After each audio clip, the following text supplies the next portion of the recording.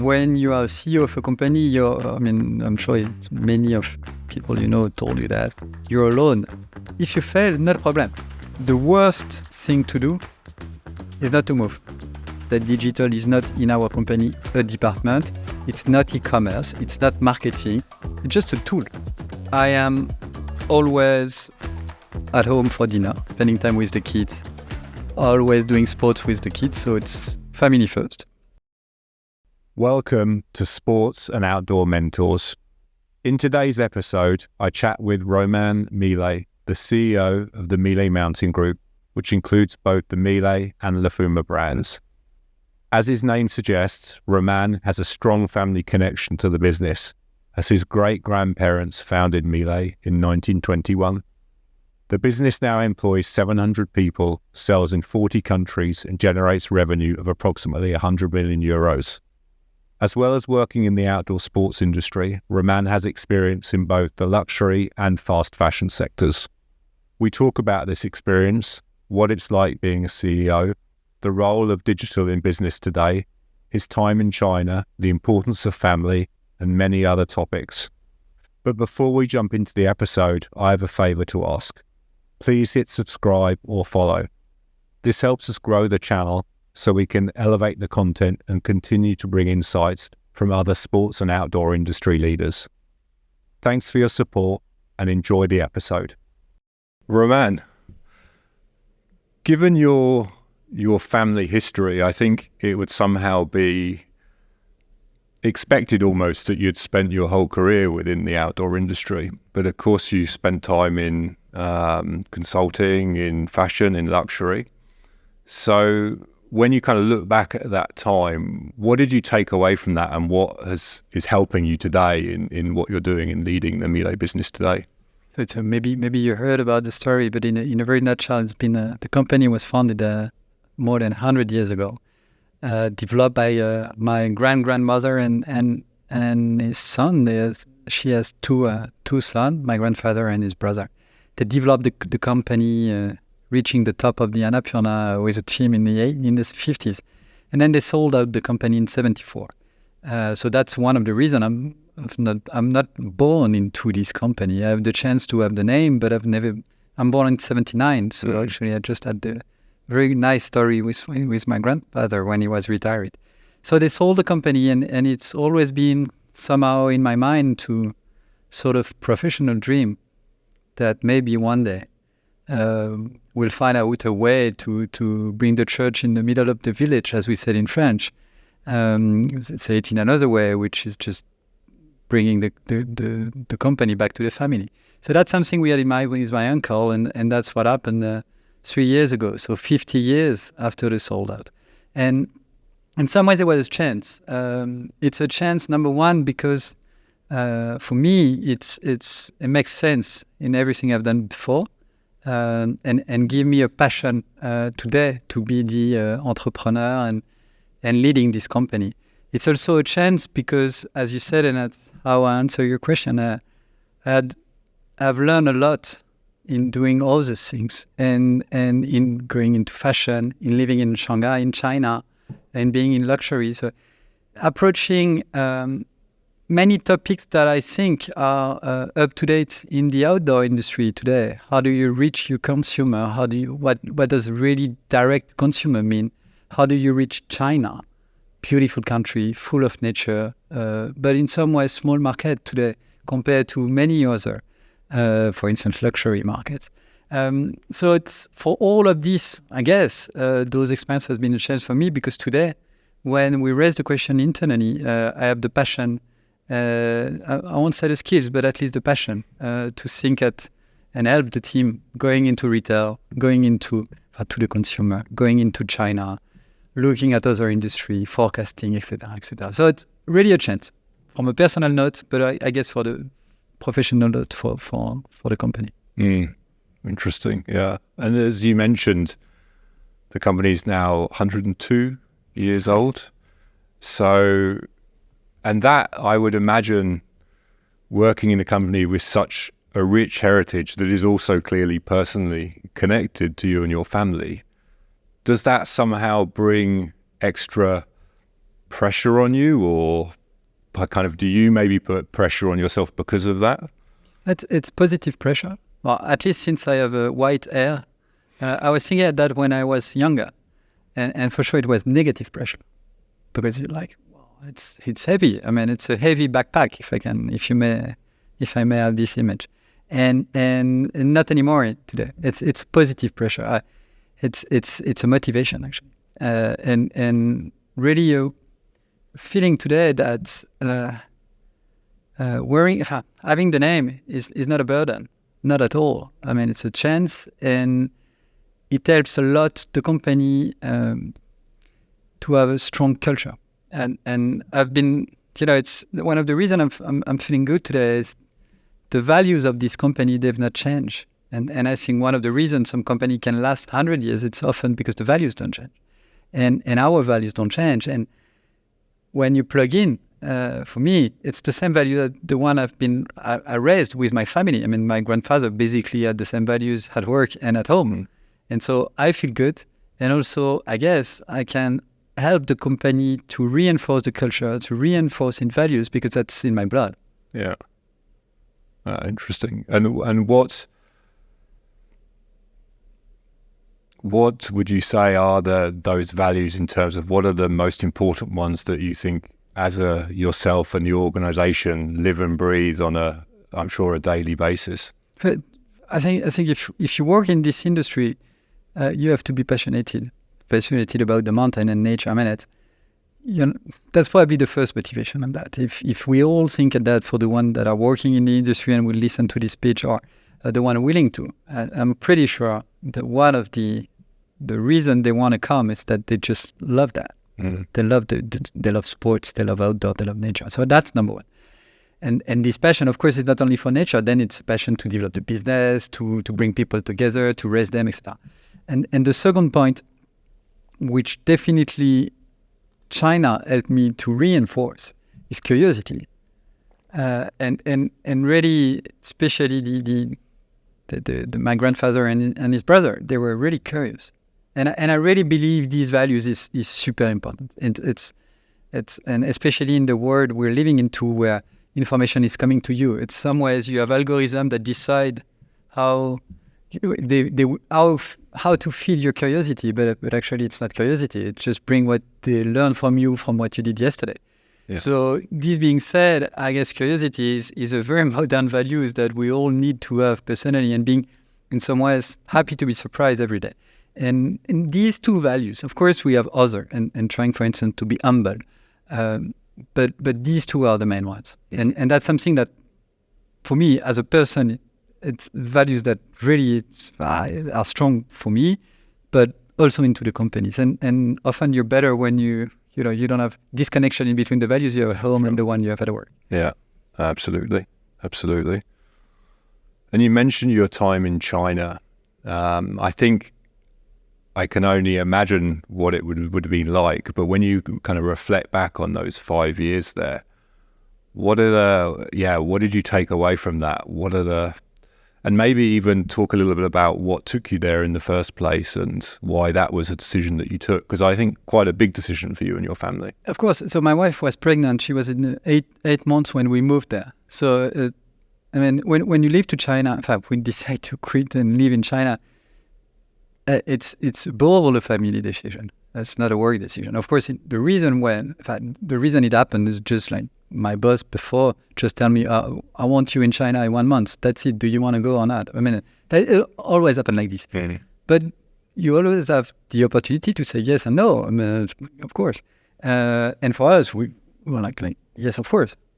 We definitely want to go. But we had to think at it from a family standpoint, because she was pregnant, and it was a very difficult decision for her, and very courageous for her more than for me, definitely more. So that was the context. Right? The decision was made like this. So you have 1 month to decide. We decided in 1 week, but the only reason was a family project more than a personal project. The second point is that being there the first week, I understand I had to speak Chinese. And it's super important. It's not to speak Chinese, but it's when you go into a country, and I think that you're perfectly an example of that. when you go and decide to live in a country which is not the one you're born into, definitely you have to make some effort to adapt to the country culture. And especially for French people, it's a good learning, I hope, at least. And therefore, when you go into China, you have to learn Chinese. That's it. And that's the best way to discover the country, the best way you can understand the culture. You will never understand 100%, but at least you understand a bit more than if you come and speak English to a Chinese guy. Mm-hmm. So that was the second takeaway I had. And the third one, which I learned a lot, it's and maybe we'll move to, I know that's one of the topics you want to discuss, but the way you are, leadership and leadership in China, for me, it was surprising at the beginning, but it's actually something that I really developed myself a lot, and that is helping me a lot today. So basically, deciding to go to China is above all a family decision. Work is in French we say a pretext, or let's say an excuse in English. Yeah. Second point, need to adapt there and try to understand and make all the efforts you can to adapt to the country, especially language. A third point, every time try to take all the positive things you can from the people you work with, and I've learned so much from Chinese people, so much. And I'm pretty sure it's not because it's China. I'm pretty sure you can. If someone living in the US, I'm sure he can get the same way of thinking or the same methodology, and you can do that probably everywhere else. When you think about having the opportunity to work professionally in another country, is that something that as a hiring manager, as a leader of people, that you see as a advantage with somebody that has maybe had that experience in working in another culture? Definitely, it's definitely an advantage. Yes. And I have to say, above all, in the outdoor industry. For me, outdoor is, as I said before, it's positive and negative in the sense that passion is positive and negative, and outdoor is full of passionate people. One of the disadvantages of being passionate is basically you always stay in the industry you're passionate about, and so that means that you go from one brand to another or one retailer to another, and that's of course I think outdoor. But there are other examples. Car industry is another example. Therefore, in terms of innovation, of progress, whatever, it's not only on R&D. I mean, in terms of managing people, in terms of learning from people, and learning from other best practices you can see in the business. It's more limited. You learn less. So for me, and even if we're we're a small company based in the Alps, 700 people, so it remains a small company. Even for us, it's super important that when we hire people or when we develop people that have been there, we try to help them learning new expertise or new culture in, for instance, being expat for a while somewhere in another subsidiary. So it's super important, and it definitely brings more value. So, there've been so many studies, and I'm sure you know much better than myself on that, but sociology about putting people that are different into one group will create much more value than only the same people, and then diversity, say in another way. Exactly. It's definitely creating value, and having only white old men like you and myself, if I may, will create less value than if we people that are different.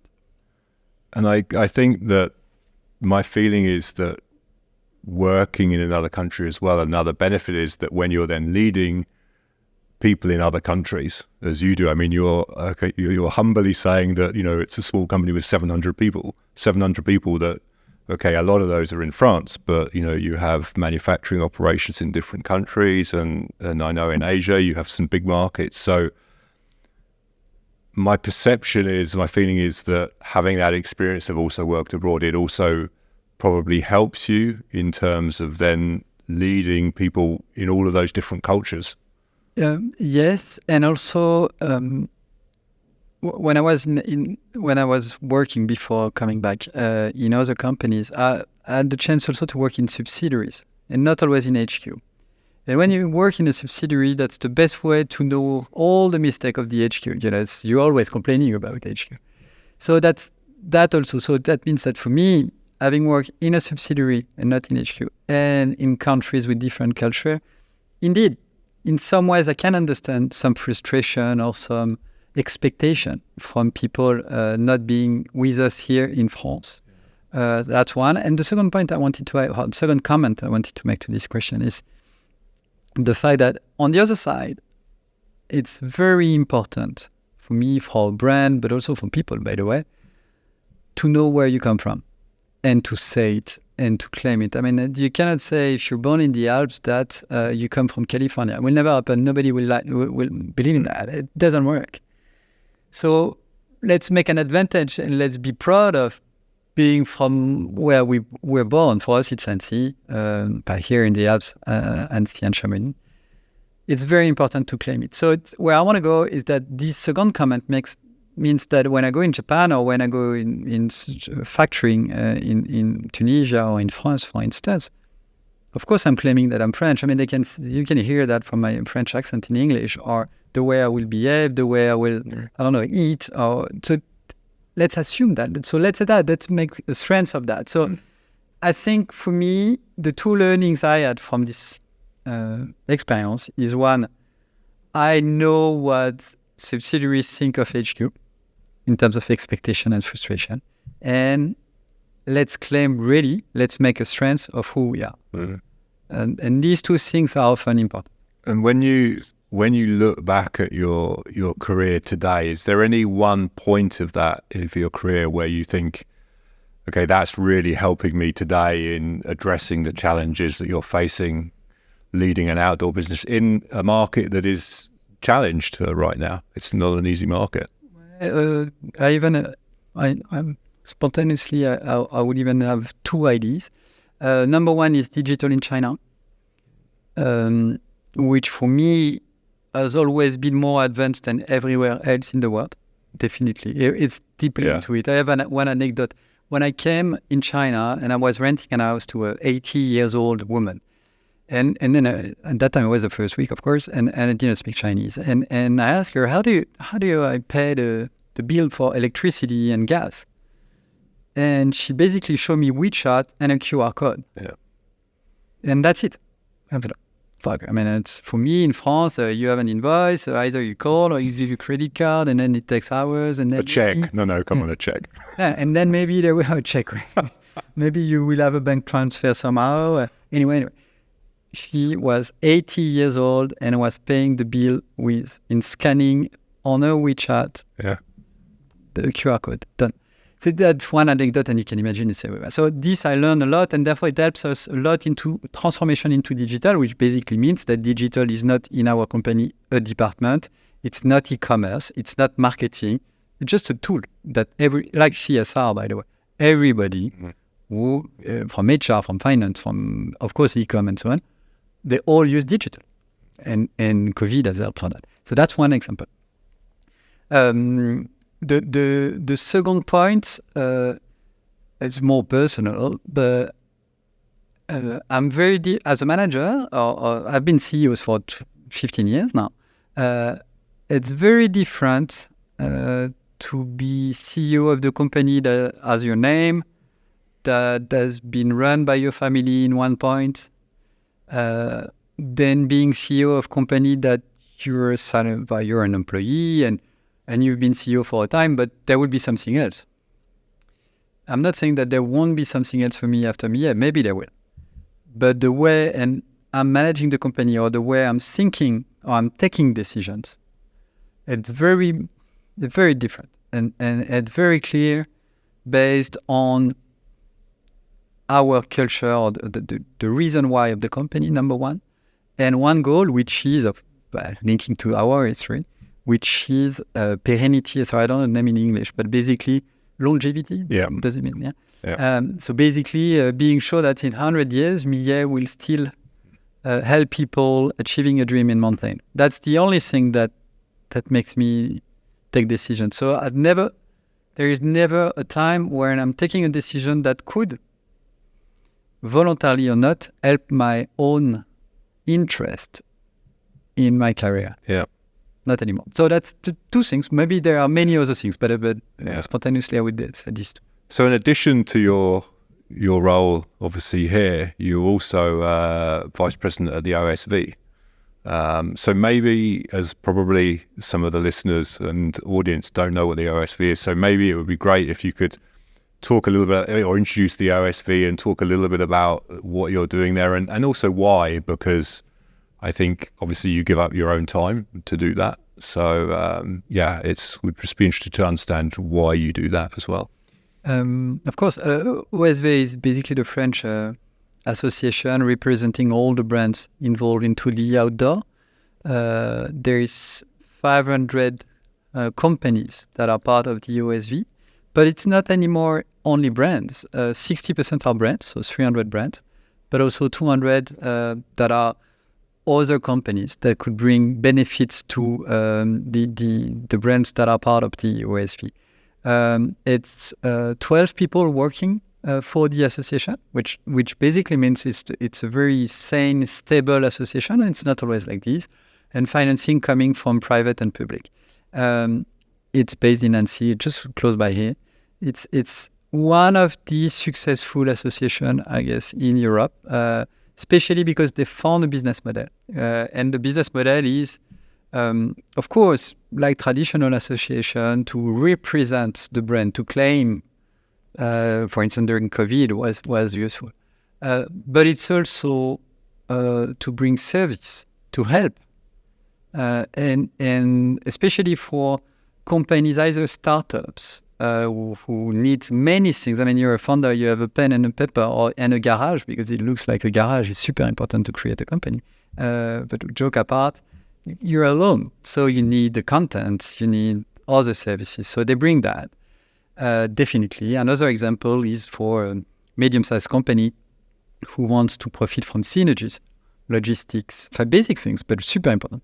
Logistics, e-commerce skills, either market studies, many things that just we're several people buying the same studies, sharing it, and of course there are synergies. And there are another example is HR, which I'm sure you know about, where basically there are a lot of people looking for jobs or brands putting some some announcement onto this platform, and really it's becoming a meeting point for HR in the outdoor industry. So it's super interesting association, which of course Millet has been one of the founders with many other well-known brands. On a personal, because you asked me then why I'm involved. Definitely I'm involved. I mean, it takes some time. But number one, I think it's important that brands like us in France, where we are market leader, we are bringing, we are part of it. We are helping the industry to develop, to professionalize. Second reason is that there are some topics even more and more important, especially CSR, where I personally believe that 1 + 1 = 3. So basically, we should tie it up. We have exactly the same goal in terms of CSR. All the brands, we want to be part of the solution, not part of the problem. So definitely, there are things we can do together for the same goal. It could be different on other topic. Innovation is a tricky topic because sometimes we compete, of course. CSR, not at all. I mean, it's the same story. So it's becoming more and more important to be part of association like this. Third point, just fun. It's nice. I mean, it's nice to see people from the industry. We basically all have we're happy to meet together. I mean, it's a good moment. And I think at work, it's also important to have pleasure. Yeah. So it's also a driver. Yeah. Great. So who are the people that have, would you say, influenced you the most professionally? Well, tricky one, this one. Many, a few ones. Number one, my wife. Of course. I mean, for many reasons that are quite obvious. I'm not sure I could list, and we don't have the time that I list all the reasons why. Second, people, my uncle, with whom we partner together in being a majority stakeholder now into this company. He's been a mentor for me. Third one, two CEOs that have helped me every time in my career. Philippe Joffard, who used to run the Groupe La Fuma, Roland Beaumanoir, who is the leader of Beaumanoir Group in fast fashion, and Frédéric Arnault, who is the CEO of Tiger Year. Those three, because they've been my boss, so in some way they had confidence, and they give me confidence and project, and they help me raising. So those people has helped me. That are close people. Of course, on the other side, all the young team. And I'm not saying that because they all do not influence, but the young, because they help me not being too old and to feed my curiosity and to help me thinking. And it was the case in China. It's every day the case here in Annecy. So this team as well. Finally, like many people, I'm reading books and newspaper. And you would always find some leaders into the other industry or into, I would say, the media part. Could be sports guy, could be, I don't know, philosopher, whatever. There are a few ones that, of course, will inspire you one way or another. Give you one example. Recently, two athletes at Millet. Sophie Lavaux, who is the first French climbing the 8,000 meters, the 14 ones. I mean, talking with that girl, just a great moment. And another one who's becoming a friend, Charles Duboulot, who is one of our athletes, having him on the phone probably every week. We don't have the same life, huh? And I'm learning a lot from Charles for that. Voilà. Yeah. You mentioned there a couple of those people you've named are, you'd almost consider them mentors. So what value does that give you, having somebody like that as a mentor that you speak to maybe regularly or irregularly, I don't know, but, what do you gain from that? The climate is confident, so you can say things. I mean, the militant we are or we were not 100% aligned, huh?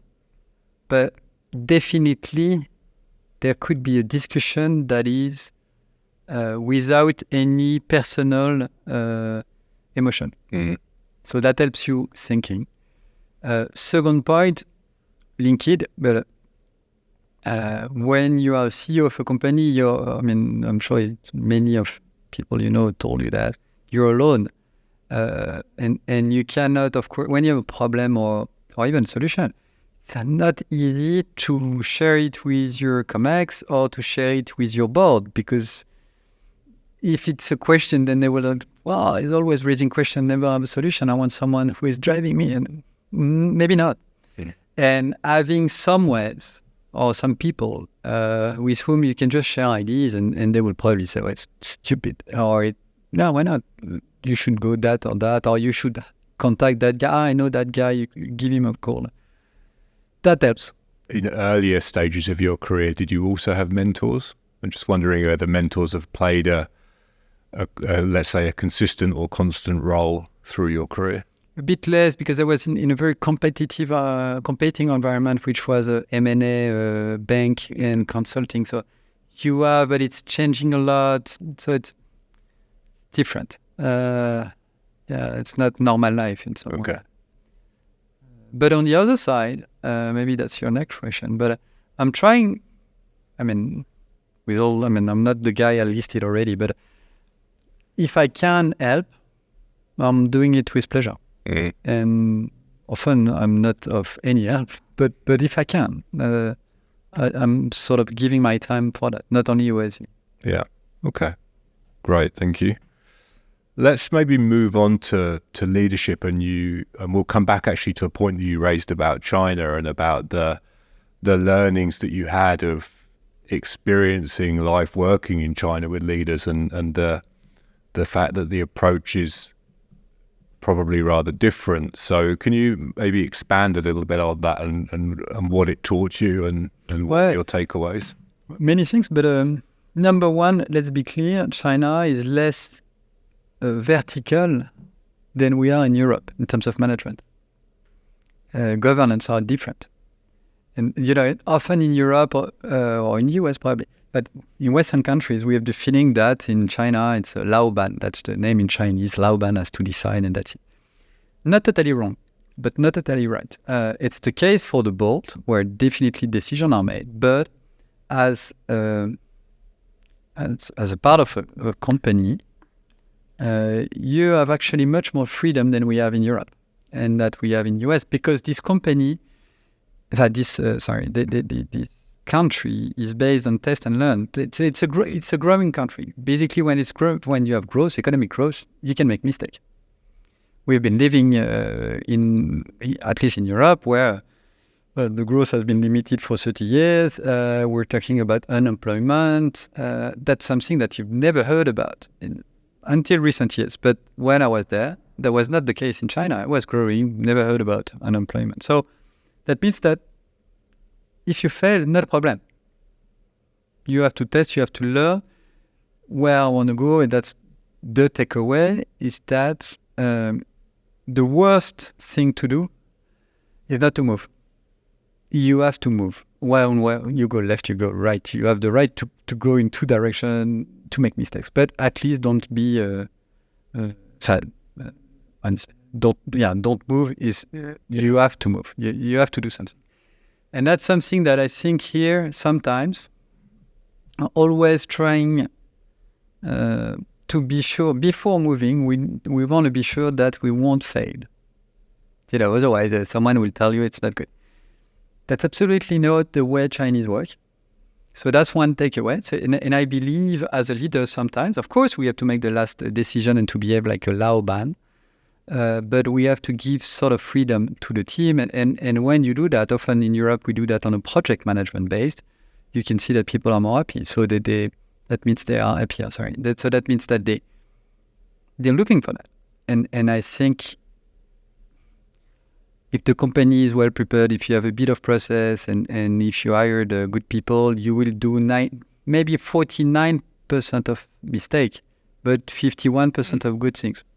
If I'm correct in mathematics, it should go into the right direction. So that's one. Second point linked to this, which is very difficult for me, by the way, still now, is that it's 80-20. In Asia, we always focus on 80-20. So that means that you focus on the 80% that will deliver what you're looking for. And of course, there will be 20% that you're not prepared with, that could be negative impact. But at the end, you spend your time on the 80% and not thinking at solution to the 20 other percent. Sometimes in Europe, in our companies, management-wise, we could be always focusing on, but now on this, we tried it 30 years ago. And on this, I'm sorry, it cannot work. Look at the IT system is not prepared for the case of this and this and this and this happened. I mean, it's snow in July. It's highly probable that we don't have snow in July for the couple of months coming. So that's what I mean. It's not focusing on things that we already know are not as probable as the other part. So let's focus energy on what we believe will work. So that's the second point. And the third takeaway I would say is those ecosystems. I've always been very impressed by by those ecosystems that has been built by all these companies, where they all have minority stake in one company, another one. And it's a sort of network that has been built from an equity standpoint, but often just from a people standpoint. Mm-hmm. And it's a logic of circle, in China. And that means that things are connected. And I think in our world, Western countries, sometimes we could be a bit more connected. And I mean, for me, for instance, I'm very open to other brands. And I'm sure a lot of people could testimony about that. And I'm super happy to have a lunch with the CEO of another brand. I mean, because we have a lot to learn together. And market is sufficiently big. World is sufficiently big. Our market share industry are all pretty small because it's quite customized. So in some ways, confidentiality, of course, we should respect some. That's not a big problem. And it's nice to talk to someone from the industry, having another vision. So that's things we could do a bit more, especially on CSR. Yeah. So as you said, going back to OSV, that must then play a important role in that, or can play an important role in that, for sure. Yeah. Initiating those collaborations and conversations. Yeah. When I reflect of the changes that have taken place in the, let's say, the leadership landscape over the last 3 years. I mean, since the pandemic, somehow leadership has become quite a bit more complex, and clearly one of the topics that is what makes leadership even more complex is the hybrid work model. How do you address that? How do you and the team address that? Because I think, I know in my previous life, I this was a challenge from a personal point of view and a leadership point of view. So, and I talked to a lot of people about this topic, and there are a lot of different opinions, and I think there's no black or white. So yeah, what's your kind of approach? How do you address this topic? But first, it depends on your company culture, structure, history. So what I'm going to say is only for Millet, and it's not a MBA course lesson, management lesson. I have no theory on that, no proof of what I'm going to say, no data about what I'm going to say, but just a ressenti, as we said in French, an impression of at Millet, a sharing of our best practices, our learnings.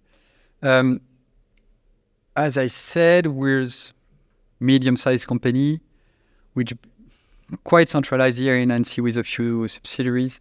So based on people relationship.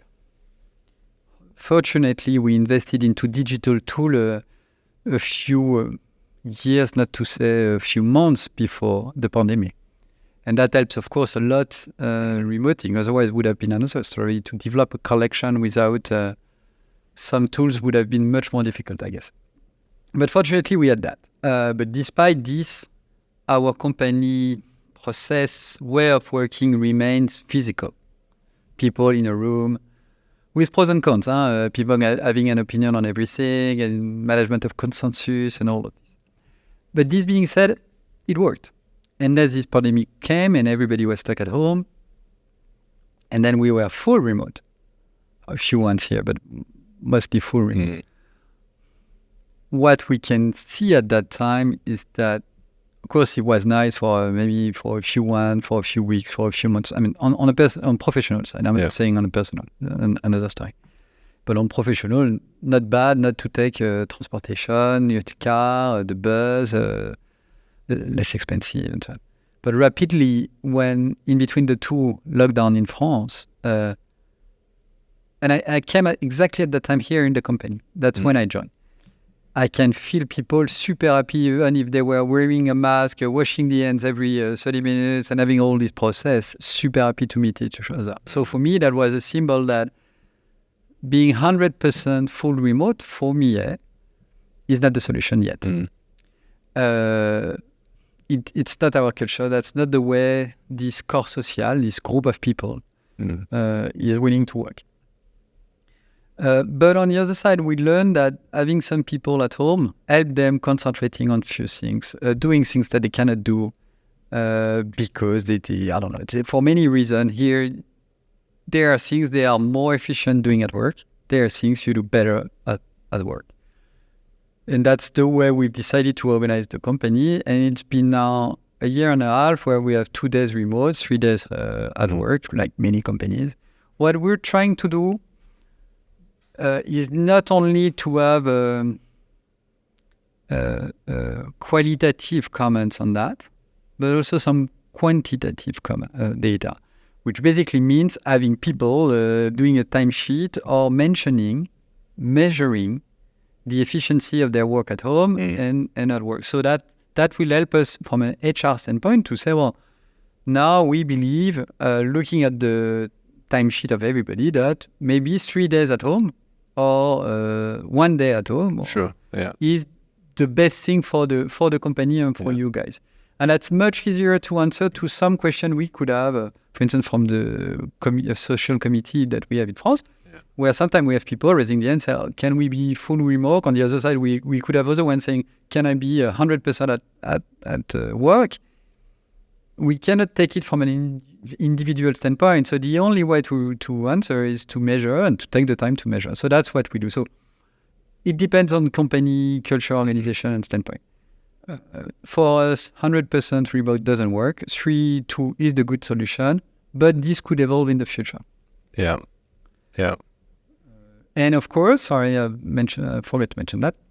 It depends on the subsidiary. Everything I just said for HQ. In our factories, it's either in or out. It's quite binary, 1 or 0. And in Japan, it's a bit different as well. So you have to adapt to country culture, of course. Exactly. And regulation. Yeah.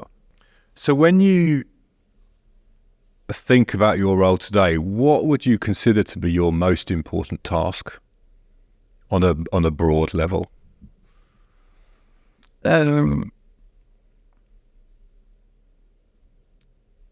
The reason why and sort of ambassador of the reason why, because I have the same name as the company, because we are looking at the long term, and the reason why is in long term. So this is probably the most important thing. Of course, depending on the company planning and the date of the year, we could have budget, strategic planning, and innovation, CSR. All those topics are taking some time, but on every day, I meet people, internally or externally, every day. Everything I say, the way I behave, has to be 100% aligned with our reason why. Yeah. So that's I think that's it. So it's really that vision, and somehow it's that North Star that, everybody is hopefully following in the organization. And which is, sometimes it's not easy because, as you can imagine, it's a family-owned company. So sometimes we could be, there are maybe less process sometimes than a company that is listed on a stock exchange. It's different. Which basically means that sometimes I can validate a product or just come to the R&D and say, well, this weekend I tested this backpack when doing ski touring and it was great, and so on. Of course, they are this. And in some well-structured company, a process will never allow a CEO to do that for many reasons. Here we do that. And so there are cons in doing that. Of course, it could create tension, but if I do that, it will always be in line with the reason why of the company, and so people can understand why I'm doing that then. I guess as the outdoors is clearly a part of who you are as well, and what you do outside of work. How do you find the balance between family life and professional life?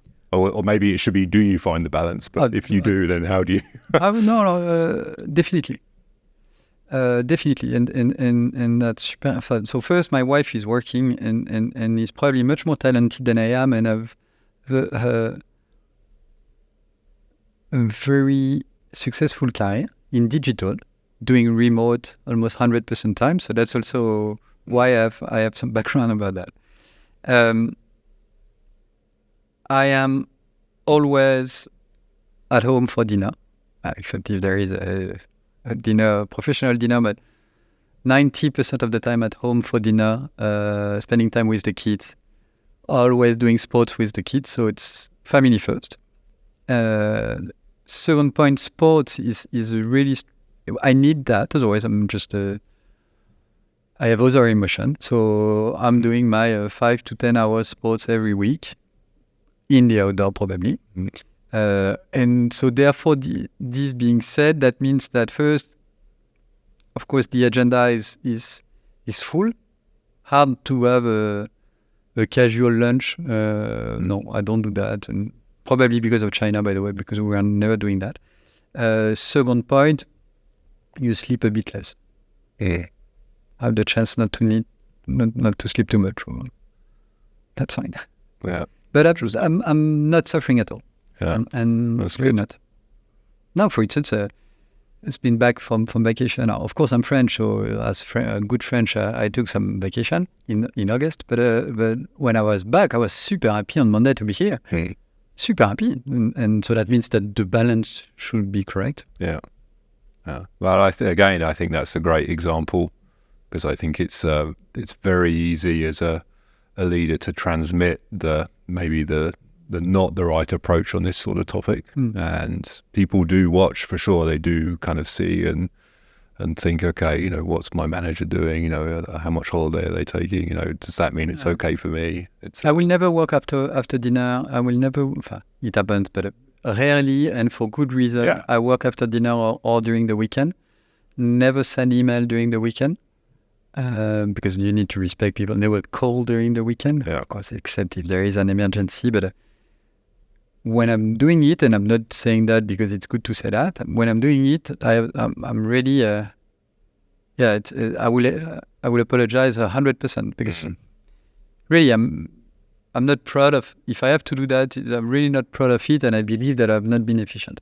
What's your relationship with technology? I mean, I'm a sort of geek, and it's just like you have your mantra, or sometimes something that hit your mind. Those days is ChatGPT, but could have been another topic. But it's been 6 months. I'm passionate about ChatGPT, so I'm playing with that. So that and the same on some product or on one technology or one fabric. But it's like a kid. It's a sort of passion. There is absolutely no structure in my approach to our innovation or to technology. I'm not engineer at all.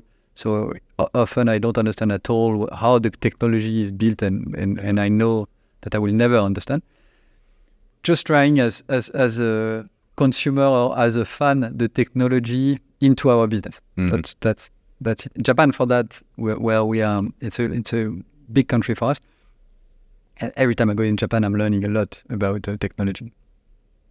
Often ideas coming from that, specifically because of Japan. And also because it's when you travel, I believe. So when you're out of work and home, that you really think and that you really, your whole body, your mental, every sense is able to feel something. Yeah. And that's where you can remark some technology, you can read articles and so on. Often during traveling and absolutely not structured, just like a kid playing a video game. But are you able to use technology from a professional perspective to help you be more efficient, or? No, it's very intuitive. Okay. And I'm testing, but then when I believe there is something, I will handle it to someone, and we have people here in the company very good for that, and they can really understand if it's possible to plug in, will it bring value to the company, and often they say, well, it's completely stupid, just get rid about this technology. But sometimes they have the same ideas and we share it together. And but it's intuitive, not structured, and given to the right professional when we believe it could be interesting. For instance, ChatGPT is a very good example of that. We're thinking at it, testing it, and I have no conclusion about it. The only thing I can say is that we're using it. Yeah. When you think about the next, 3 to 5 years, what do you see as the biggest challenge that the industry needs to face or address? Being seen as I said before, being seen as a solution, not a problem into CSR. Finding solution to that. I mean, it's all the industry is based on going outside. That's the route is outdoor. So if the outdoor is changing, and we can see that much quicker than expected by any scientist, that's what we have to face. And I believe we, as a small company, Millet, will never be able to find solution alone or during the time we have. So focusing on CSR, which means climate, but not only. I think we start it changing, but we often forget biodiversity into the thinking. So it's a lot about reduction of CO2, sometimes compensation of it, and maybe it's either net zero, regenerative. Be careful with all those words because I'm not sure everybody understands what does it mean. But in any case, it's related to CO2 and climate. I believe we sometimes forget about biodiversity. You might know that 70% of the species disappeared over the last 100 years, 70%, which is just a drama. And you never know what is the egg, what is the chicken. So let's think at that. So that's So basically, it's finding a solution all together, the industry player, not only the brand, the retailers, for climate and biodiversity. And I think a second topic, this could only work if we find a way to, I don't know if it's train or educate the right word, consumer. Mm-hmm. It starts from consumer. And there are a few initiatives from brands saying that. But we need to bring them with us. I mean, it's not only brands or retailers or fabric suppliers. It's at the end, how do we behave? Do we really change every time there is a new color? Shall we repair? Where do we pay attention really to where it has been produced? What's the electricity that has been needed to build this fabric or build this end of product, etc., etc. So consumer are not enough, to my point of view, into the equation today. Yeah. And we will need to find a way to bring them with us.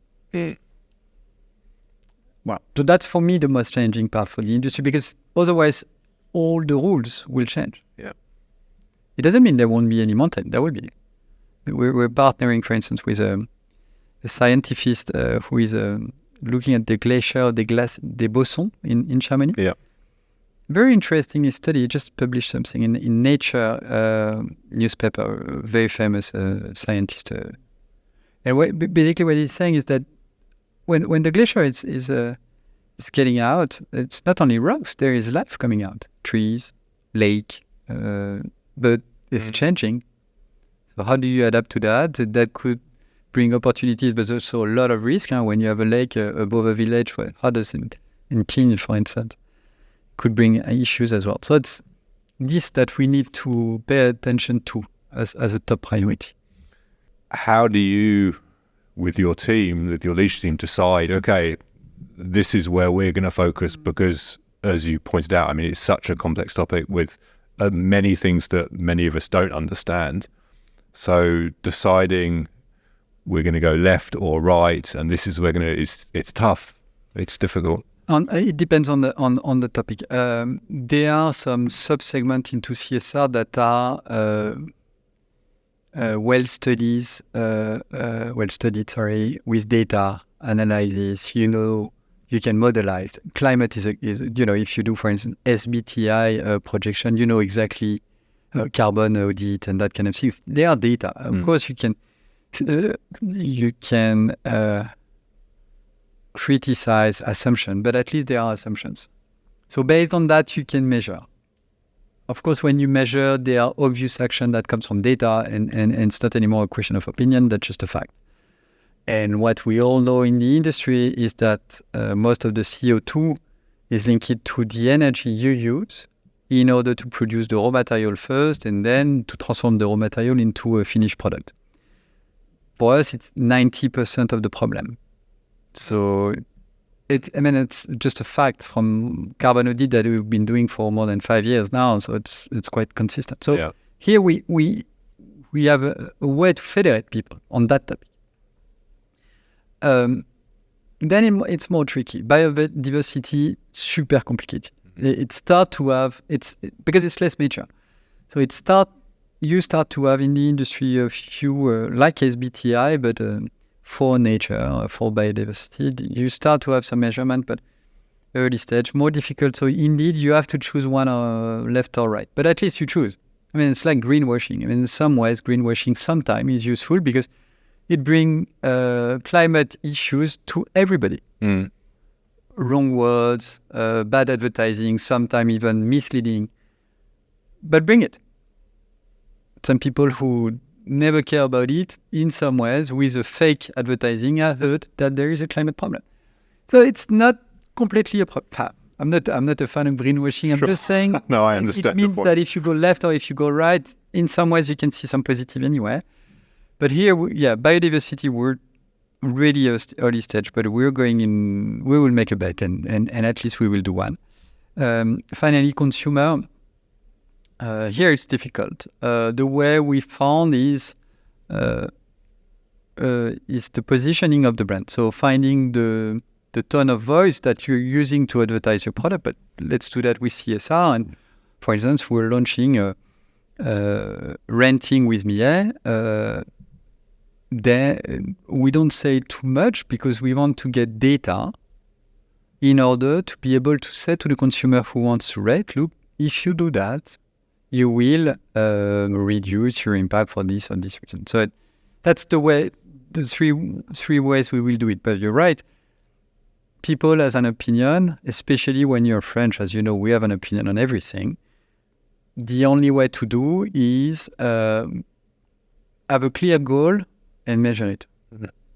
So, favorite piece of sports or outdoor gear, and it's not allowed to be favorite piece of sports or outdoor gear, and it's not allowed to be Millet. That's way too easy. Because you must own something that isn't Millet. Otherwise, I'm going to call your wife. Important, at least, DVA. Okay. Security. Yeah. Those days, because mountain is changing, everything related to security. I mean, I've been raised with people going, I was doing skittering when I was young. Never had an helmet and a security DVA somewhere on me. I mean, 30 years ago, we don't care. I mean, cycling with a helmet, look at the Tour de France in the 80s. Yeah. Now it's freezing. And so that's a favorite thing, not because I like it, just because I need it for my security. So I would say that. Okay. And we talked already about... And also backpack me. Oh, sorry. Of course, that's a given. And favorite piece of tech? Hardware or soft technology? Can be hardware or software. Putain, c'est dur ça. It's tough. Strava. Okay. That's probably the thing where I'm not a big fan of social network, but I have to say that this one is from a personal and professional those days, by the way. Yeah, for sure. But personally, probably I'm going on Strava 3 days a day. Okay. 3 times a day. 3 times a week? More a day. 3 times a day? Yeah, okay. Just to look at Strava. Strava is something that is engaging me a lot. Okay, interesting. Good software.